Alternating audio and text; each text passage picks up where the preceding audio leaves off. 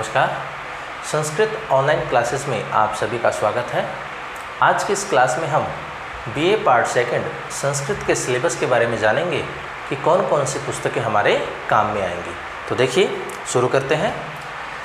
जैसा कि हमें पता है कि संस्कृत में 2 पेपर होते हैं, तो पहले हम बात करेंगे फर्स्ट पेपर की।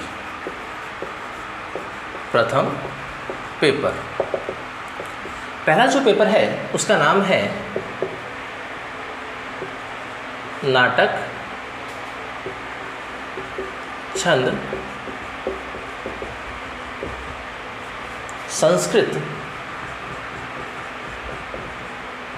साहित्य का इतिहास एवं व्याकरण। ये तो है हमारा पेपर का नाम, नाटक, छंद, संस्कृत साहित्य का इतिहास एवं व्याकरण। इस पेपर में कौन कौन सी पुस्तकें काम आएंगी उनको भी हम जान लेते हैं। तो सबसे पहले बात हम करते हैं नाटक की। नाटक से तात्पर्य यहाँ पे है अभिज्ञान शाकुंतलम।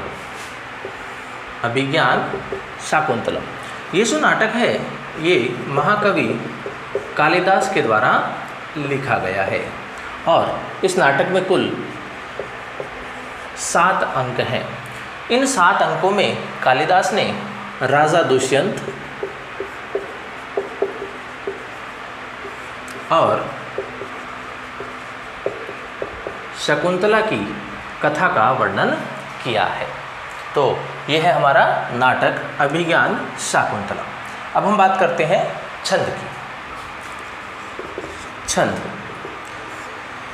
हमारे सिलेबस में अभिज्ञान शाकुंतलम के अंतर्गत कालिदास ने जिन जिन छंदों का प्रयोग किया है उन सभी छंदों का अध्ययन हम छंद के टॉपिक में करेंगे। और कालिदास ने सभी लौकिक छंद का वर्णन किया है, जो कि 2 प्रकार के हैं। एक है वर्णिक और एक है मात्रिक। दोनों ही प्रकार के छंदों का वर्णन हम हमारे इस छंद के टॉपिक में करेंगे। फिर बात आती है संस्कृत साहित्य का इतिहास।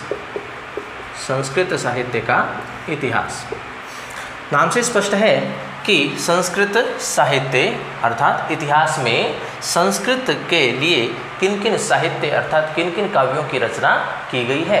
तो इनमें जो टॉपिक शामिल होते हैं वो है वीर काव्य, कि वीर काव्य कौन कौन से संस्कृत में लिखे गए हैं उनका अध्ययन हम करेंगे। फिर है ऐतिहासिक काव्य, ऐतिहासिक काव्य।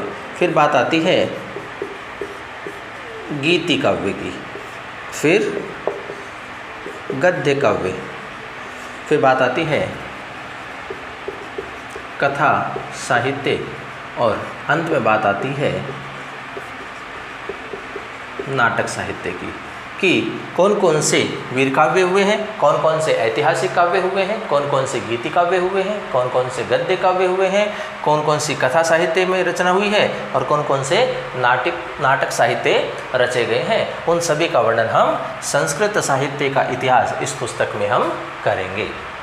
और अंत में बात आती है व्याकरण की। तो व्याकरण से जो तात्पर्य दिया गया है वो टॉपिक है प्रत्यय। इस पेपर में जो व्याकरण से संबंधित टॉपिक दिया है वो है प्रत्यय। तो हमें पता है कि जो प्रत्यय होते हैं ये 3 प्रकार के होते हैं।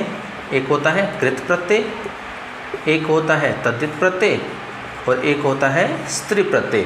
कृत प्रत्यय वो होते हैं जो धातु या क्रिया के साथ में जुड़ते हैं। तद्धित प्रत्यय वो होते हैं जो शब्दों के साथ में जुड़ते हैं। और स्त्री प्रत्यय वो होते हैं जो पुल्लिंग शब्दों को स्त्रीलिंग में बदलने के काम में आते हैं। तो हमारे सिलेबस में तीनों ही प्रकार के प्रत्यय दिए हुए हैं और इन तीनों ही प्रकार के प्रत्ययों का अध्ययन हम प्रत्यय के टॉपिक में करेंगे।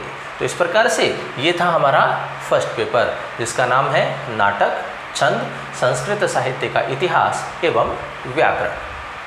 अब हम बात करते हैं सेकंड पेपर की। तो सेकंड पेपर में कौन कौन सी पुस्तकें काम आएंगी और सेकंड पेपर का क्या नाम है, इसके भी हम जान लेते हैं। सेकंड जो पेपर है हमारा, उसका नाम है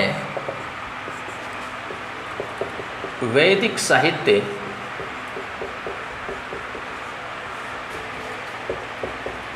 गद्य साहित्य एवं व्याकरण। वैदिक साहित्य, गद्य साहित्य एवं व्याकरण। तो ये तो हुआ हमारा पेपर का नाम। अब देखिए इस पेपर में कौन कौन सी पुस्तकें काम में आएंगी, उनको हम जान लेते हैं। सबसे पहले बात आती है वैदिक साहित्य की। तो वैदिक साहित्य के अंतर्गत जो सबसे पहली पुस्तक है वो है ऋक् सूक्त। इस पुस्तक में ऋग्वैदिक या वैदिक कालीन जो देवतागण हैं उनके द्वारा किए गए महत्वपूर्ण कार्यों एवं उनकी महिमा का वर्णन किया गया है। तो देखिए इस पुस्तक में हम अग्निदेव, इंद्रदेव, वरुणदेव, विष्णुदेव, प्रजापति, संज्ञान एवं सूर्यदेव, इन सभी के द्वारा किए गए महत्वपूर्ण कार्यों के बारे में जानेंगे। फिर बात आती है वैदिक साहित्य के अंतर्गत ही दूसरी पुस्तक जो है वो है ईशावास्योपनिषद।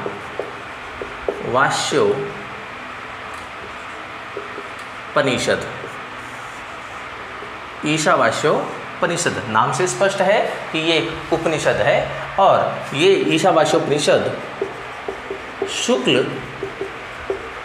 यजुर्वेद का अंतिम अर्थात 40वां अध्याय है। और इस ईशावास्योपनिषद में मात्र 18 मंत्र हैं और इन 18 मंत्रों में आत्मा का स्वरूप, संभूति, असंभूति, इसके बारे में चर्चा की गई है। तो इसका अध्ययन हम करेंगे ईशावास्योपनिषद में। अब बात आती है गद्य साहित्य की। तो देखिए गद्य साहित्य के अंतर्गत जो पुस्तक शामिल की गई है वो है शुकनासोपदेश। शुकनासोपदेश, ये जो शुकनासोपदेश है ये बाणभट्ट के द्वारा लिखी पुस्तक कादंबरी का ही एक भाग है। इस पुस्तक के अंतर्गत बाणभट्ट ने राजा तारापीड़ के पुत्र चंद्रपीड़ को शुकनास के द्वारा उपदेश दिया गया है। इस पुस्तक में शुकनास चंद्रपीड़ को उपदेश देते हैं। जब चंद्रपीड़ को राजकुमार बनाया जाता है उस समय तारापीड़ का जो महामंत्री शुकनास है उसके द्वारा उपदेश दिया जाता है कि अब आप राजकुमार बनने वाले हैं, तो इस स्थिति में आपके सामने कैसी कैसी परिस्थितियां आ सकती हैं उन सभी परिस्थितियों से अवगत कराते हैं। और इनमें कुछ मुख्य बातें भी हैं, जैसे गुरु महिमा, कि गुरु की महिमा कैसी है वो बताते हैं। साथ ही साथ में लक्ष्मी वर्णन भी करते हैं कि जो लक्ष्मी होती है अर्थात जो धन होता है उसकी स्थिति किस प्रकार से होती है। और अंत में वृद्ध व्यक्ति की स्थिति, उसका आचरण किस प्रकार से होता है, उन सभी विशेष बातों के बारे में इसमें वर्णन किया गया है। फिर बात आती है व्याकरण की। व्याकरण के अंतर्गत हमारे 3 टॉपिक शामिल किए गए हैं। तो सबसे पहला जो टॉपिक है वो आता है वाच्य। हमें पता है कि वाच्य जो होते हैं वो 3 प्रकार के होते हैं। एक होता है कर्तृवाच्य, एक होता है कर्मवाच्य और एक होता है भाववाच्य। तो इन 3 प्रकार के वाच्यों की स्थिति किस प्रकार से होती है, एक वाच्य से दूसरे वाच्य में परिवर्तन हम किस प्रकार से करते हैं, उन सभी के बारे में हम इस वाच्य के टॉपिक में जानेंगे। अगली बात जो आती है वो आती है समास की। समास जो होते हैं वो कितने होते हैं, पंचधा। समास कितने होते हैं, पंचधा, अर्थात जो 5 प्रकार के समास हैं उनका वर्णन हम समास के टॉपिक में करेंगे। तो 5 प्रकार के समास कौन कौन से हैं? सबसे पहले बात आती है केवल समास की, उसके बाद अव्ययी भाव समास, फिर आता है तत्पुरुष समास, फिर आता है बहुव्रीहि समास और अंत में बात आती है द्वंद्व समास की। ये 5 मुख्य समास होते हैं, केवल समास, अव्ययी भाव समास, तत्पुरुष समास, बहुव्रीहि समास और द्वंद्व समास।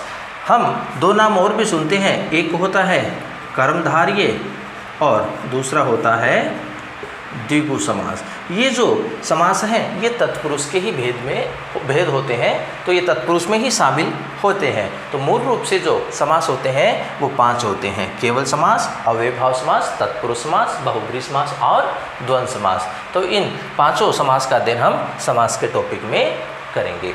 और अंत में अब बात आती है कारक की। अंतिम जो व्याकरण का टॉपिक है इस पेपर में वो है कारक। और कारक कितने होते हैं? 6 होते हैं, अर्थात 6 होते हैं। कर्ता कारक, कर्म कारक, करण कारक, संप्रदान कारक, अपादान कारक और अधिकरण कारक। तो इन सभी कारकों का अध्ययन हम कारक के प्रकरण में करेंगे। कारक का जो प्रकरण है इसका दूसरा नाम होता है विभक्ति प्रकरण, क्योंकि इस टॉपिक में हम विभक्तियों की जानकारी भी लेते हैं कि किन परिस्थितियों में प्रथमा विभक्ति होती है, किन परिस्थितियों में द्वितीया, तृतीया, चतुर्थी, पंचमी, षष्ठी और सप्तमी विभक्ति होती है। तो इन विभक्तियों की जानकारी प्राप्त होने के कारण इसका दूसरा नाम क्या होता है? विभक्ति प्रकरण होता है। तो इस प्रकार से ये था हमारा सेकंड पेपर, वैदिक साहित्य, गद्य साहित्य एवं व्याकरण। तो आगे की कक्षाओं में हम इन सभी टॉपिकों का विस्तार पूर्वक अध्ययन करेंगे। आज के लिए इतना ही, धन्यवाद।